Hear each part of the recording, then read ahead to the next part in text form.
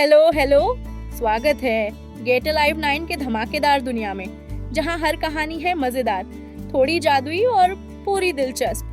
तो बांधिए अपनी कल्पना की बेल्ट और चलिए उड़ जाते हैं आज की कहानी के साथ। बेटा, आज तुम बहुत सोच में लगे हो। क्या बात है? पिता ने धीमी गहरी आवाज में पूछा। पापा, हमारे पैर इतने लंबे क्यों हैं? बच्चे ने अपने पैर उठाते हुए पूछा। मैंने देखा है कि खरगोश छोटे पैरों से तेज दौड़ता है। क्या हम भी उसी तरह नहीं दौड़ सकते? ऊंट के पिता ने मुस्कुराते हुए जवाब दिया। हमारे लंबे पैर हमारे लिए वरदान हैं। देखो, यह रेगिस्तान बहुत गर्म है। अगर हमारे पैर छोटे होते तो हमें गर्म रेत के संपर्क में आना पड़ता, लेकिन हमारे लंबे पैर हमें ऊपर उठाए रखते हैं ताकि हमारा सीख गर्म रेत से दूर रहे।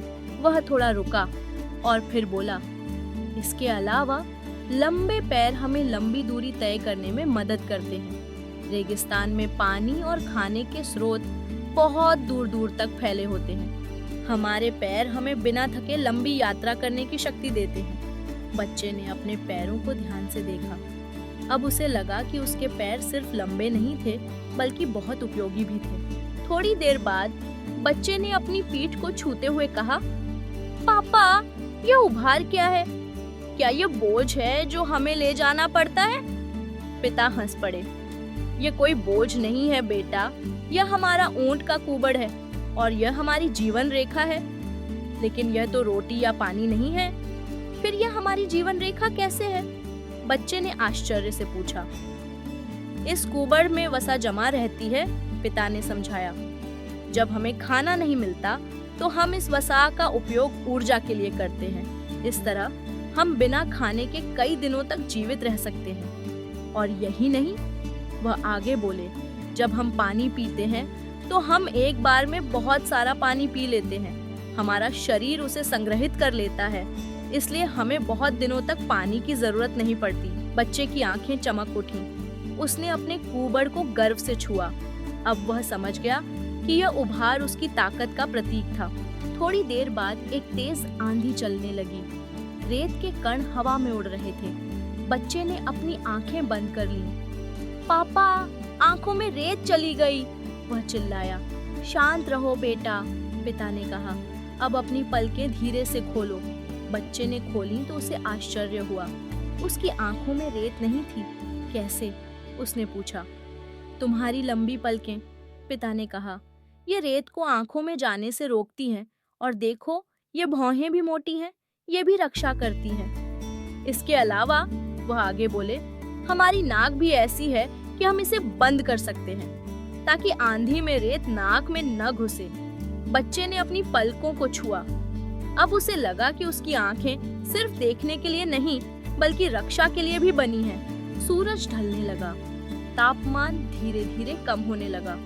बच्चे ने पूछा, पापा, दिन में इतनी गर्मी है, लेकिन रात में ठंड क्यों हो जाती है? रेगिस्तान की प्रकृति ऐसी है, पिता ने कहा।